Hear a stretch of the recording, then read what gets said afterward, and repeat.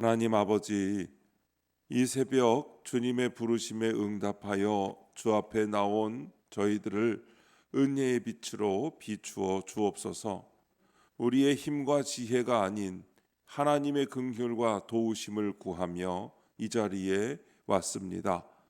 우리 손에 붙든 것들을 내려놓게 하시고 스스로 해결하려는 교만을 버리게 하시며 겸손히 주님 앞에 엎드리는 마음을 주옵소서.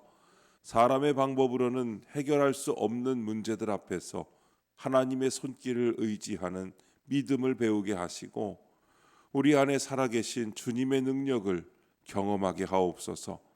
오늘도 말씀하옵소서. 듣겠습니다. 예수님의 이름으로 기도합니다. 아멘. 성경 말씀 예레미야 46장 1절부터 12절까지 말씀입니다. 이방 나라들에 대하여 선지자 예레미야에게 임한 여호와의 말씀이라. 애굽에 관한 것이라. 곧 유다의 요시야 왕의 아들 여호야김 넷째 해에 유브라데 강가 갈그미스에서 바벨론의 느부갓네살 왕에게 패한 애굽의 왕 바로느고의 군대에 대한 말씀이라. 너희는 작은 방패와 큰 방패를 예비하고 나가서 싸우라. 너희 기병이여, 말의 안장을 지워 타며 투구를 쓰고 나서며 창을 갈며 갑옷을 입으라. 여호와의 말씀이니라. 내가 본즉 그들이 놀라 물러가며 그들의 용사는 패하여 황급히 도망하며 뒤를 돌아보지 아니함은 어찌미냐. 두려움이 그들의 사방에 있음이로다. 발이 빠른 자도 도망하지 못하며 용사도 피하지 못하고 그들이 다 북쪽에서 유브라데 강가에 넘어지며 엎드러지는도다. 강의 물이 출렁임 같고 나일강이 불어남 같은 자가 누구냐. 애굽은 나일강이 불어남 같고 강물이 출렁임 같도다. 그가 이르되 내가 일어나 땅을 덮어 성읍들과 그 주민을 멸할 것이라. 말들아 달려라. 병거들아 정신없이 달려라. 용사여 나오라. 방패 잡은 구스 사람과 붓 사람과 활을 당기는 루딤 사람이여 나올지니라 하거니와. 그날은 주 만군의 여호와께서 그의 대적에게 원수 갚는 보복이리라. 칼이 배부르게 삼키며 그들의 피를 넘치도록 마시리니 주 만군의 여호와께서 북쪽 유브라데 강가에서 희생제물을 받으실 것이미로다. 처녀 딸 애굽이여, 길르앗으로 올라가서 유향을 취하라. 네가 치료를 많이 받아도 효력이 없어 낫지 못하리라. 내 수치가 나라들에 들렸고 내 부르짖음은 땅에 가득하였나니 용사가 용사에게 걸려 넘어져 둘이 함께 엎드러졌음이라. 아멘. 애굽에 대한 심판이라는 제목으로 말씀의 은혜를 함께 나누겠습니다. 본문 요약입니다. 하나님이 예레미야에게 애굽에 관한 말씀을 주십니다. 애굽 왕 바로느고가 갈그미스 전투에서 바벨론 왕 느부갓네살에게 패할 것이라고 하십니다. 애굽은 자기 힘을 믿고 전쟁을 준비하지만 하나님이 그의 교만을 꺾고 반드시 심판하실 것입니다. 첫 번째, 애굽에 관한 것 1절부터 4절입니다. 애굽은 자신의 막강한 군사력과 전략을 의지해 전쟁을 준비합니다.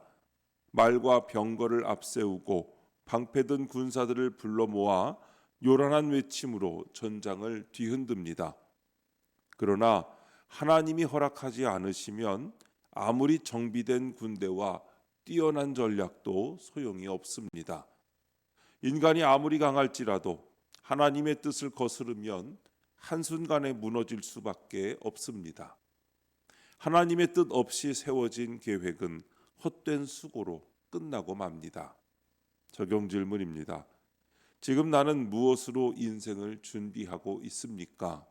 하나님과 상관없이 세운 계획은 없습니까? 우리는 종종 하나님과 상관없이 계획을 세웁니다. 자녀의 교육 계획을 세울 때, 사업의 방향을 결정할 때, 은퇴를 준비할 때, 심지어 교회 사역을 계획할 때조차 먼저 하나님께 여쭙기보다 우리의 판단과 경험을 앞세우곤 합니다. 우리는 철저히 준비하고 전략을 수립하고 최선의 방법을 강구합니다. 그러나 그 모든 과정에서 정작 하나님의 뜻을 구하는 일은 뒷전으로 밀려나 있지는 않습니까? 애굽의 병거와 말, 군사들의 외침이 요란했지만 결국 무너졌듯이 하나님 없이 세운 우리의 계획도 그와 같을 수 있습니다. 아무리 치밀하게 준비하고 아무리 완벽해 보이는 계획이라도 하나님의 허락하심이 없다면 그것은 모래 위에 세운 집과 같습니다. 하나님을 향한 신뢰와 순종이 없는 계획은 헛된 수고이며 하나님을 먼저 구하는 마음에서 출발한 길은 비록 좁아 보일지라도 반드시 견고한 열매를 맺습니다. 오늘 우리의 모든 결정과 준비가 하나님의 뜻 위에 세워지고 그분을 의지하는 믿음으로 정비되기를 소망합니다. 하나님이 동행하시는 준비가 진짜 준비입니다. 두 번째, 그들의 용사는 패하여 5절부터 10절입니다. 하나님은 애굽 군대가 결국 도망치고 흩어질 것이라고 선언하십니다. 위풍당당하게 진격하던 애굽의 군사들은 공포에 휩싸여 황급히 달아나지만 결국 도망가지 못하고 넘어지며 엎드러집니다. 그날은 하나님이 친히 역사에 개입하셔서 교만한 민족을 심판하시는 날입니다. 또한 이날은 보복의 날이며 하나님의 의로우심이 땅 위에 실현되는 날입니다. 모든 것은 하나님의 주권 아래 있습니다. 적용 질문입니다. 나는 심판의 날을 의식하며 살아갑니까? 하나님의 주권을 믿고 겸손히 삽니까? 현대를 살아가는 우리는 종종 하나님의 심판을 먼 미래의 일 혹은 추상적인 개념으로 여기며 살아갑니다. 우리는 하나님은 사랑이시니 괜찮겠지라고 생각하거나 나는 그렇게 큰 죄를 짓지 않았는데 라고 자위하며 심판의 날을 외면하곤 합니다. 그러나 애굽의 용사들이 도망가지 못하고 넘어졌듯이 하나님의 심판 앞에서는 누구도 피할 수 없습니다. 아무리 강한 자라도, 아무리 지혜로운 자라도, 아무리 부유한 자라도 하나님의 심판대 앞에서는 모두 동일한 것입니다. 우리는 종종 우리 인생의 주인이 우리 자신이라고 착각하며 살아갑니다. 내가 노력하면 된다. 내가 계획한 대로 살겠다. 내 인생은 내가 책임진다라는 말들 속에는 은근히 하나님의 주권을 무시하는 교만이 숨어 있습니다. 우리가 건강할 때, 성공할 때, 모든 것이 순조로울 때 우리는 쉽게 교만해집니다. 애굽 용사들의 패배는 우리에게 주시는 경고입니다. 하나님의 심판은 실제하며 하나님의 주권은 절대적입니다. 오늘 이 말씀을 듣는 우리 모두가 심판의 날을 의식하며 깨어있고 하나님의 주권을 인정하며 겸손히 살아가는 지혜로운 믿음의 사람들이 되기를 바랍니다. 세 번째, 효력이 없을 것이라 11절부터 12절입니다. 하나님은 애굽이 어떤 약을 써도 전쟁의 상처를 치유하지 못할 것이라고 하십니다. 하나님이 내리신 심판 앞에는 그 어떤 처방도 효력이 없기 때문입니다.